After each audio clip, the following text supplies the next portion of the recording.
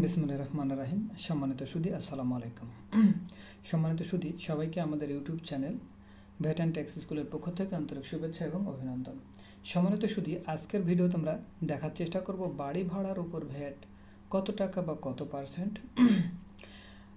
বাড়ি ভাড়ার উপর উৎসে ভ্যাট কাটতে হবে কিনা এবং কখন ভাড়ার উপরে ভ্যাট দিতে হবে না এবং বাড়ি ভাড়ার উপরে ভ্যাটের ক্যালকুলেশন কেমন হবে, এই পুরো বিষয়টাই শেয়ার করার চেষ্টা করব। তাই ভিডিওটি না টেনে শুরু থেকে শেষ পর্যন্ত দেখলে আশা করছি ভাড়ার যে বিষয়টা, ভাড়া বা স্থাপনার উপর ভ্যাটের পুরো বিষয়টাই ক্লিয়ার হয়ে যাবে। তবে ভাড়ার উপরে যে ট্যাক্সের বিষয়টা সেটা আমরা অন্য আরেকটা ভিডিওতে ক্লিয়ার করে দেওয়ার চেষ্টা করব, অথবা আলাদা ভিডিওতে বাড়ি ভাড়ার উপর ভ্যাট এবং ট্যাক্স একত্রে ক্যালকুলেশন করা সেটা আমরা দেখিয়ে দেওয়ার চেষ্টা করব।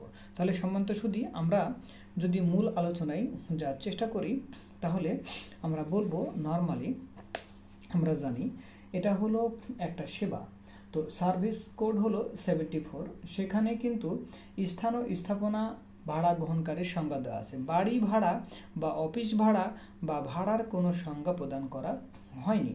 তো সেইখানে স্থান ও স্থাপনা ভাড়া গ্রহণকারী সংজ্ঞা দেওয়া আছে। সেখানে বলা রয়েছে যে আপনার স্থান ও স্থাপনা ভাড়া গ্রহণকারী অর্থ কোনো ব্যক্তি, প্রতিষ্ঠান বা সংস্থা যিনি বা যাহারা আবাসিক কাজে ব্যবহার্য নয়, তার মানে আবাসিক কাজে ব্যবহার করা যাবে না, ব্যবহার্য নয় এরূপ কোনো স্থান বা স্থাপনা পণের বিনিময়ে নির্দিষ্ট মেয়াদে ব্যবহার করিবার অধিকারী এবং নির্দিষ্ট মেয়াদান্তে নবায়নযোগ্য উক্তরূপ অধিকার অর্জনও ইহার অন্তর্ভুক্ত হবে।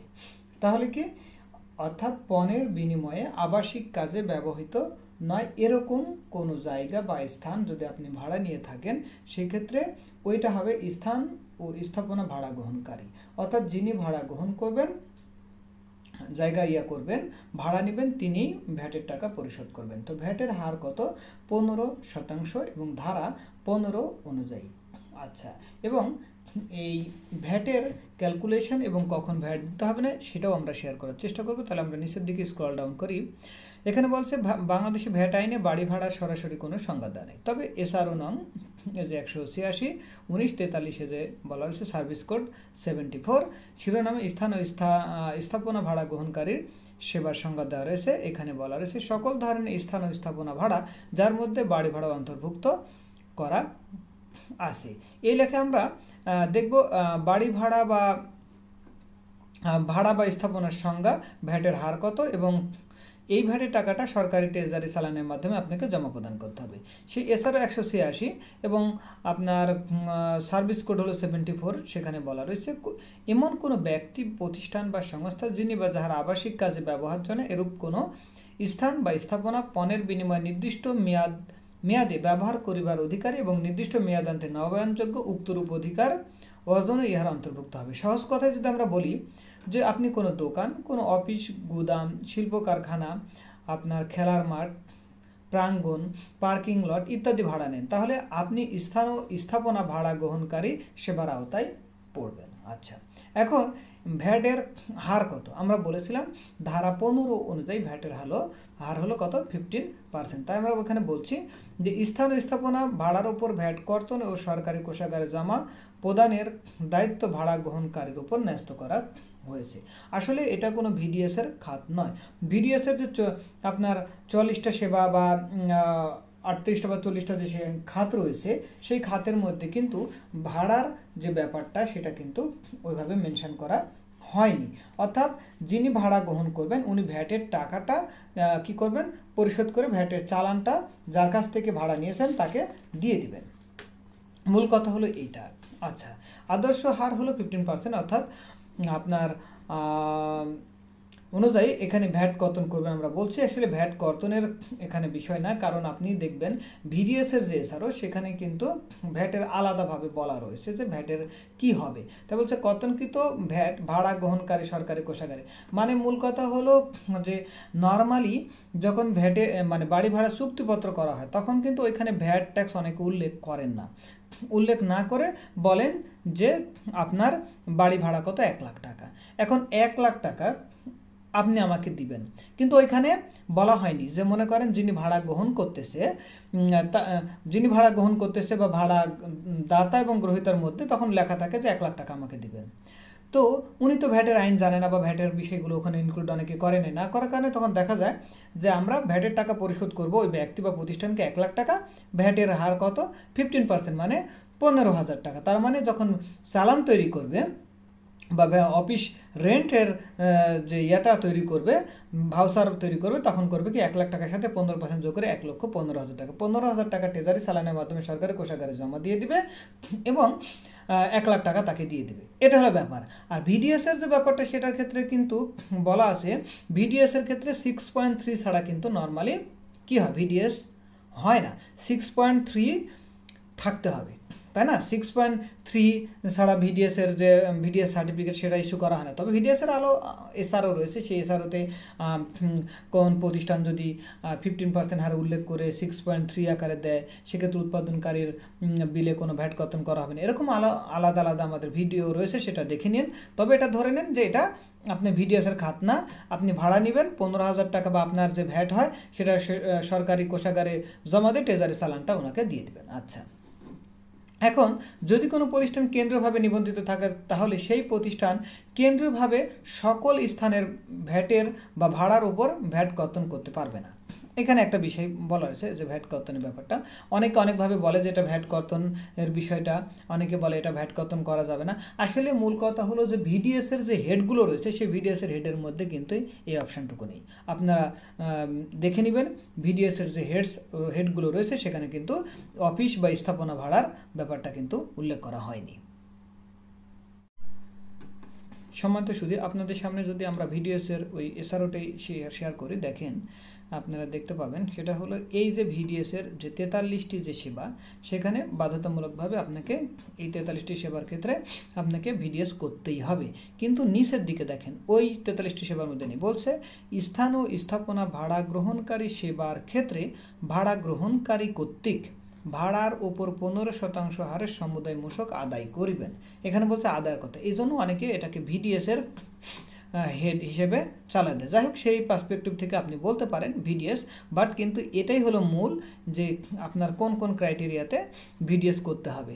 এই যে দেখেন লেখা আছে আবশ্যিকভাবে উৎসে কর্তনকারী সত্তা কর্তৃক উৎসে কর্তন করতে হবে। এখানে কিন্তু বলা আছে উৎসে আবশ্যিকভাবে উৎসে কর্তনকারী কর্তৃক কর্তন করতে হবে, এখানে কিন্তু সেটা কিন্তু বলা নাই। নিচের দিকে আসেন, এই যে এখানে বলছে সমুদায় মূসক আদায় করবে, সমুদায় মূসক আদায় করবে, অর্থাৎ যিনি যখন ভাড়া পরিশোধ করবেন তখন সেক্ষেত্রে যেহেতু ভ্যাটের বিষয়ে উল্লেখ করা নাই, সেটার উপর অতিরিক্ত 15% চার্জ করে ওইটা ট্রেজারি চালানোর মাধ্যমে জমা দিবেন, আর বাকি টাকাটা আপনার যার কাছ থেকে ভাড়া নিয়েছেন তাকে দিয়ে দেবেন। এই কারণেই আমরা বলছি। যাই হোক, এখন বলা হয়েছে যে কেন্দ্রীয় যে ব্যাপারটা সেটা আমরা এখন একটু অ্যাভয়েড করব। তারপরে বলছি যে সকল ক্ষেত্রে স্থান ও স্থাপনা ভাড়ার ভ্যাট অব্যাহতি পাওয়া যায়। তার মানে কোন কোন ক্ষেত্রে, এখন আমরা বললাম তো যে স্থান বা স্থাপনার উপর ভ্যাট রয়েছে। এখন কিছু কিছু ক্ষেত্র রয়েছে যেখানে জাতীয় রাজস্ব বোর্ড কি বলছে যে বা ভ্যাট অথরিটি বলছে যে আপনার ভ্যাট পরিশোধ করা লাগবে না। এর মধ্যে রয়েছে কারখানা ভাড়া। যদি কারখানা ভাড়া নিয়ে থাকেন, নিবন্ধিত বা তালিকাভুক্ত প্রস্তুতকারক বা উৎপাদনকারী প্রতিষ্ঠান কর্তৃক ভাড়া নেওয়া কারখানার উপর ভ্যাট প্রযোজ্য হবে না। এই আপনি যদি উৎপাদনকারী প্রতিষ্ঠান হয়ে থাকেন, অর্থাৎ কারখানা, মূল কথা হলো কারখানার জন্য প্রস্তুতকারক বা উৎপাদনকারী কর্তৃক কারখানা ভাড়া নিলে বা প্রতিষ্ঠান ভাড়া নিলে, কে ম্যানুফ্যাকচারক, ম্যানুফ্যাকচারার বা উৎপাদনকারী কর্তৃক যদি কারখানা ভাড়া নিয়ে থাকে তাহলে সেই ভাড়ার উপরে ভ্যাট প্রযোজ্য হবে না। এরপরে বলছি আবাসিক এবং বাণিজ্যিক স্থাপনা। এখন আবাসিকের ক্ষেত্রে বলা রয়েছে যে সম্পূর্ণ আবাসিক কাজে ব্যবহৃত স্থান বা স্থাপনার উপর ভ্যাট প্রযোজ্য হবে না। মূল কথা হলো আবাসিক কাজে ব্যবহৃত হলে ভ্যাট হবে না। দ্বিতীয়ত হলো বাণিজ্যিক উদ্দেশ্যে ব্যবহৃত 150 বর্গফুট বা তার কম আয়তনের স্থাপনার উপর ভ্যাট প্রযোজ্য হবে না। তার মানে বাণিজ্যিক উদ্দেশ্যে তো আমরা ধরে নিচ্ছি যে সকল ক্ষেত্রেই ভ্যাট কর্তন করতে মানে ভ্যাট দিতে হবে, 15% হারে ভ্যাট দিতে হবে।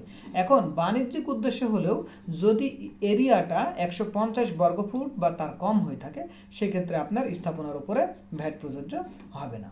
গতে বলা হচ্ছে তথ্য প্রযুক্তি নির্ভর সেবা প্রতিষ্ঠান যদি হয়ে থাকে, information technology enable service code হলো 99.10, প্রদানকারী নিবন্ধিত প্রতিষ্ঠান কর্তৃক ভাড়া নেওয়া স্থান ও স্থাপনার উপর ভ্যাট প্রযোজ্য হবে না। এটা এখন পর্যন্ত রয়েছে। ইনফরমেশন টেকনোলজি ইনেবল সার্ভিসের আওতায় যে নিবন্ধিত প্রতিষ্ঠান আছে তারা যদি ভাড়া নিয়ে থাকে স্থান বা স্থাপনা, তাহলে এটার উপর ভ্যাট পরিশোধ করতে হবে না।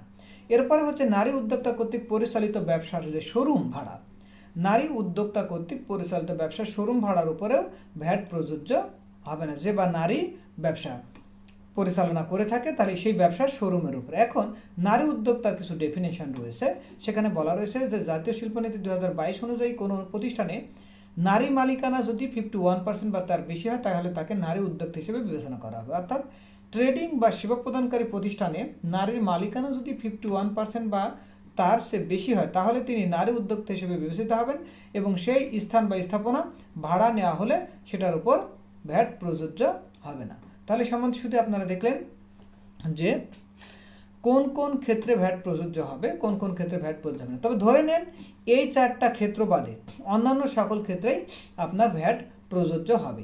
যেমন অনেকে প্রশ্ন করে থাকেন এরকম, যেমন একজনকে দেখলাম যে একজন ব্যক্তি বলছে যে আমাদের কোম্পানি তাদের কিছু গেস্টের থাকার জন্য বা কোনো কিছু করার জন্য একটা রুম ভাড়া নিয়ে থাকে, তো এটা তো আবাসিক কাজে ব্যবহার হচ্ছে এটা বলতেছেন।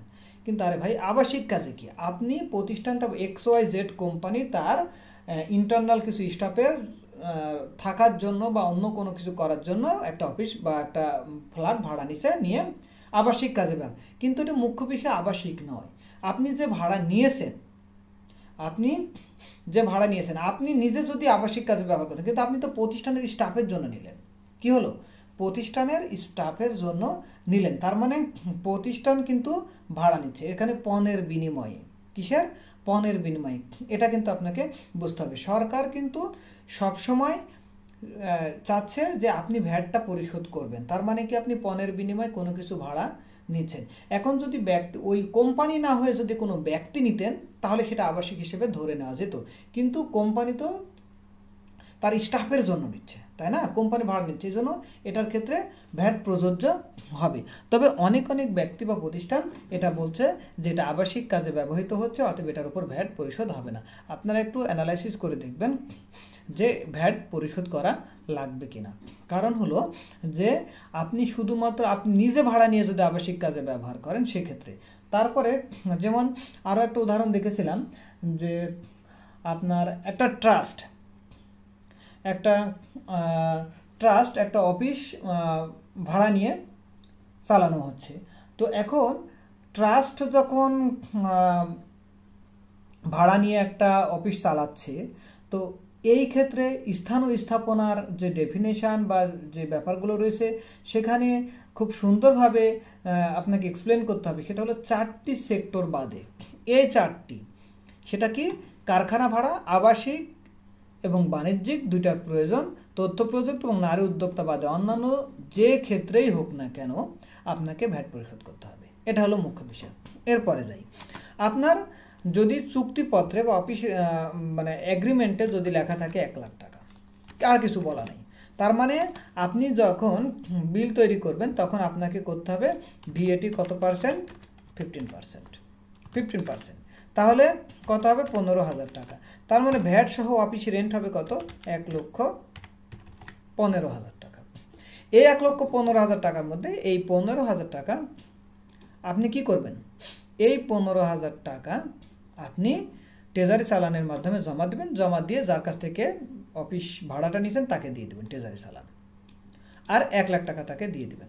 এখন কথা হলো এই 1 লাখ টাকার মধ্যে ট্যাক্সের যে ইমপ্লিকেশন আছে সেই ট্যাক্সের ইমপ্লিকেশনটা টিডিএসটা কর্তন করতে হবে, ট্যাক্সটা কর্তন করতে হবে, সেই ট্যাক্সটা কর্তন করে বাকি টাকাটা আপনি পে করে দেবেন। তবে যদি ট্যাক্সের কমপ্লায়েন্সে না যায় তাহলে আপনি কি করবেন, 1,15,000 টাকা থেকে ভ্যাট 15,000 টাকা বাদ দিয়ে 1 লাখ টাকা দেবেন, আর এটা 15,000 টাকা ট্রেজারি চালানের মাধ্যমে গভর্নমেন্ট ট্রেজারিতে জমা দিয়ে দেবেন।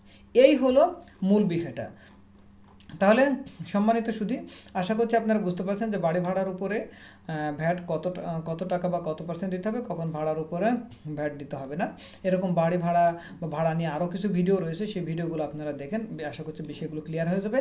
যদি কনফিউশন অ্যারাইজ করে তাহলে ধরে নেবেন ওই 4টা সেক্টর বাদে অন্যান্য সকল ওয়েতে যেভাবেই ভাড়া নেন না কেন আপনাকে ভাড়ার উপরে ভ্যাট দিতে হবে। আর ভিডিএস এর ব্যাপারটা অনেকে অনেকভাবে বলছিলেন, আমরা যদি বলি ওই 43টি সেবা বাধ্যতামূলকভাবে উচ্চ ভ্যাট কর্তন করতে হবে, যেহেতু ওই 43টি সেবার বাইরে এটা, তাহলে এটা ভিডিএস আমরা বলবো না। জাস্ট যিনি ভাড়া নেবেন তিনি কি করবেন, যদি ভাড়ার মধ্যে যদি ভ্যাট ইনক্লুড করা না থাকে তাহলে ভ্যাট ইনক্লুড করে উনি ইনভয়েস করবেন, ওই টাকাটা ট্রেজারি চালানের মাধ্যমে জমা দিয়ে দিবেন বা এই চালানের মাধ্যমে জমা দিবেন, বাকি টাকাটা দিয়ে দেবেন। এটাকে ভিডিএস বলবেন না। আবার তবে অনেকে আবার এটাকে বলছেন ভিডিএস। যাই হোক, ডিসএগ্রিমেন্টে যাব না, আপনারা ভিডিএস যে এসআরও সেই এসআরওটি ক্লিয়ারভাবে দেখলে আশা করছি বিষয়টুকু ক্লিয়ার হয়ে যাবে। তাহলে সম্মানিত সুধী, যদি ভিডিওটি ভালো লাগে তাহলে অবশ্যই লাইক দিবেন, শেয়ার করবেন এবং কমেন্ট করে জানাবেন যে ভিডিওটি কেমন হলো। তবে এই বাড়ি ভাড়ার উপরে বা অফিস ভাড়ার উপরে যে ভ্যাট, সেই ভ্যাটের টাকাটা আপনি যখন ভ্যাট রিটার্নে যখন পোস্টিং দিতে যাবেন তখন একটু ক্লিয়ারভাবে দেখবেন, এটা ইনক্রিজিং অ্যাডজাস্টমেন্ট দিবেন এবং ট্রেজারি চালানের মাধ্যমে যে পেমেন্ট, সেই চালানের মাধ্যমে পেমেন্ট যে নোট 58, সেই 58-এ পোস্টিং দিয়ে আপনি কি করবেন, জমা দিয়ে দেবেন। তবে এটার ব্যাপারে আরও কিছু বিষয়গুলো রয়েছে, সেটা আমরা অন্য একটা ভিডিওতে আরও ডিটেলস ক্লিয়ার করে দেওয়ার চেষ্টা করব। এবং অনেক প্রতিষ্ঠানগুলো আছে যারা আপনার ব্যবসা প্রতিষ্ঠান চালাচ্ছেন, অফিস আছে, বাট তারা মানে জিরো ভ্যাট রিটার্ন জমা দিয়ে যাচ্ছেন। বাট জিরো ভ্যাট রিটার্ন মানে কি, আপনার অ্যাক্টিভিটিস নেই, কিন্তু আপনি যে বিজনেসটা চালাচ্ছেন সেই চালানোর কারণে কি হচ্ছে, আপনি প্রতি মাসে মাসে আপনার বাই নাই, সেল নাই, মানে ক্রয় বিক্রয় নেই, বাট আপনি তো ভ্যাট ভাড়া দিচ্ছেন, তো ভাড়ার উপরে যে ভ্যাট পরিশোধ করতে হবে এই ভ্যাটটাও কিন্তু অনেকে ফাঁকি দিচ্ছেন। যদি কখনো ভ্যাটের অডিটে পড়ে তাহলে কিন্তু ওই সমস্ত মাসের যে অফিস রেন্ট থাকবে সেই অফিস রেন্টের উপর যে ভ্যাট হয় সেই ভ্যাটটা তারা রিকভারি করতে পারবে। এজন্য মাথায় রাখবেন যে আপনার বিজনেস প্রতিষ্ঠান থাকলে ভাড়ার উপরে আপনাকে ভ্যাট অবশ্যই দিতে হবে, ওই 4টা সেক্টর বাদে। এখানে আপনি নীল মানে পুরোপুরি শূন্য দিয়ে পার হয়ে যাবেন, কোনো অফিস ভাড়ার উপর কোনো ভ্যাট পরিশোধ না করে পার হয়ে যাবেন, এটা করার কোনো সুযোগ নেই। যদি আপনার অফিস থেকে থাকে, অফিস ভাড়া নিয়ে থাকেন, তাহলে অফিস ভাড়ার উপর অবশ্যই আপনাকে ভ্যাট দিতে হবে। তাহলে সম্মতি শুধু আজকে পর্যন্তই। সবাই ভালো থাকবেন, সুস্থ থাকবেন। আসসালামু আলাইকুম।